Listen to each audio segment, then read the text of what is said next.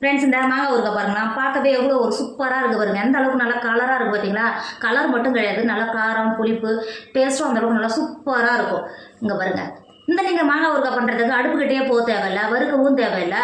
ஆனால் டேஸ்ட்டு பார்த்தீங்கன்னா அந்தளவுக்கு நல்லா சூப்பராக இருக்கும். ஊறுகாய் பண்ணுறதுக்கு ரொம்ப சிம்பிளாக இருக்கும். இன்றைக்கி நம்ம மாங்காய் ஊறுகாய் எப்படி செய்யணும்னு பார்க்கலாமா?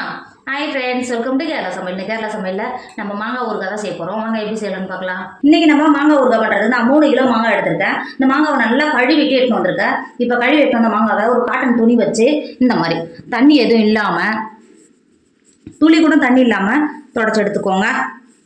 இந்த அளவுக்கு இருக்கிற மாங்காய்லாம் இந்த மாதிரி தொடச்சி எடுத்துக்கோங்க. இப்போ ஒரு கட்டிங் போர்டு எடுத்துக்கோங்க. நம்ம தொடச்சி எடுத்தால் மாங்காவை கட்டிங் போர்டில் சேர்த்துட்டு கட் பண்ணிக்கோங்க. இது கட் பண்ணுறதுக்கு கொஞ்சம் கஷ்டமாக இருக்கும். நல்லா விளந்த மாங்காய், அதனால் கட் பண்ணுறதுக்கு கொஞ்சம் கஷ்டமாக இருக்கும். ஆனால் ஊறுகாய் போடுறதுக்கு நல்லா சூப்பராக இருக்கும். இந்த மாதிரி கட் பண்ணிவிட்டு தொருக்கு பாருங்கள்.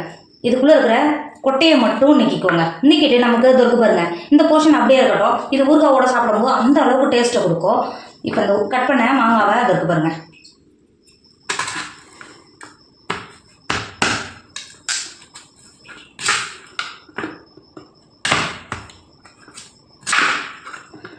இந்த அளவுக்கு கட் பண்ணிவிட்டு இந்த இருக்கு பாருங்கள்.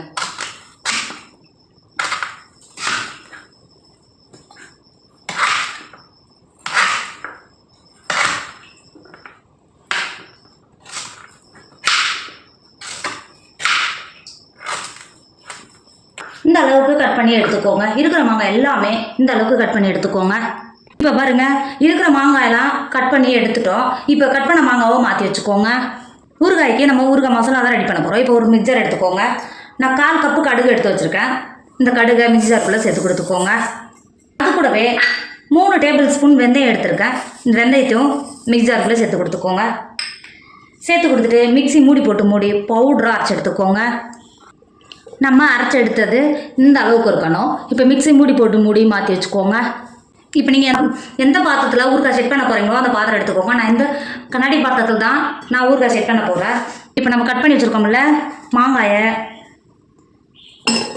இந்த பாட்டிலுக்குள்ளே சேர்த்துக்கோங்க. நீங்கள் சேர்க்கும் போது ஃபுல்லாக சேர்க்கக்கூடாது. ஃபஸ்ட்டு கொஞ்சம் மாங்காவை சேர்த்துக்கோங்க. மாங்காவை இந்த அளவுக்கு சேர்த்து கொடுத்துட்டு 3 டேபிள் ஸ்பூன் கல் உப்பு சேர்த்துக்கோங்க. ஃபஸ்ட்டு இதுக்கு நான் 1.5 கப்பு 250 கிராம் கப்பில் 1.5 கப்பு நான் உப்பு எடுத்து வச்சுருக்கேன். 3 டேபிள் ஸ்பூன் சேர்த்து கொடுத்துக்கோங்க. சேர்த்து கொடுத்துட்டு திரும்பவும் மாங்காய் கட் பண்ணி வச்சுருக்கோம்ல அந்த மாங்காவை உள்ள சேர்த்துக்கோங்க. திரும்பவும் மாங்காய் சேர்த்து கொடுத்துட்டு 3 டேபிள் ஸ்பூன் உப்பு சேர்த்துக்கோங்க.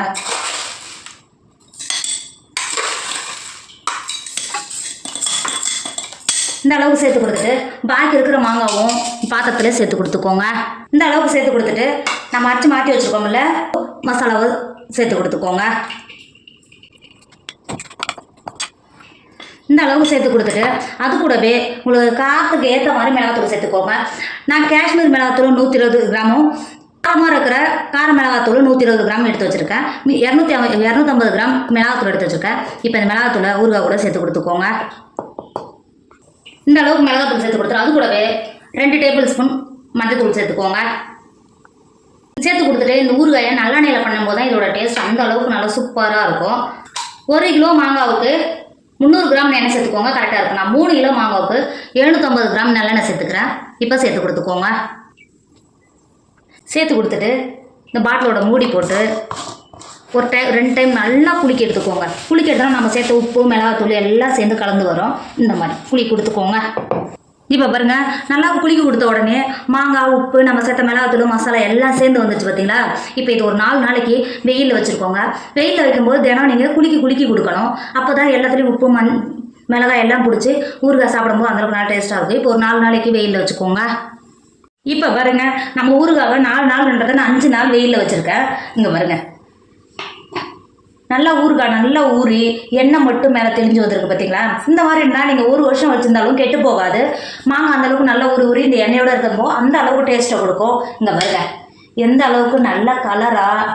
இங்கே பாருங்க ஊறுகாய் பார்க்கவே எவ்வளோ ஒரு சூப்பராக இருக்குது பார்த்தீங்களா? இங்கே பாருங்க நீங்கள் இந்த மாதிரி நீங்கள் மாங்காய் ஊறுகாய் பண்ணி பாருங்கள். அந்த அளவுக்கு டேஸ்ட்டை கொடுக்கும். சூப்பராக இருக்கும். எந்த அளவுக்கு நல்லா கலராக காரசாரமாக புளிப்பாக அவ்வளோ ஒரு டேஸ்ட்டாக இருக்கும். ஒரு வருஷம் ஆனாலும் கெட்டு போகாது. இந்த மாதிரி மாங்காய் ஊறுகாய் பண்ணி ஸ்டோர் பண்ணிட்டீங்கன்னா போதும். அந்த அளவுக்கு டேஸ்ட் நல்லா சூப்பராக இருக்கும். இந்த மாதிரி நீங்கள் செஞ்சு வச்சுட்டீங்கன்னா தயிர் சாதம், தக்காளி சாதம், லெமன் சாதம் இது கூட வச்சு சாப்பிடும்போது அந்த அளவுக்கு டேஸ்ட்டை கொடுக்கும். கண்டிப்பாக நீங்களும் ட்ரை பண்ணுங்கள். என்னோட வீடியோ உங்களுக்கு பிடிச்சிருந்தா உங்கள் ஃப்ரெண்டு உங்கள் ஃபேமிலிக்கு ஷேர் பண்ணுங்கள். மறக்காம கேரளா சமையல் சப்ஸ்கிரைப் பண்ணிக்கோங்க. தேங்க்யூ.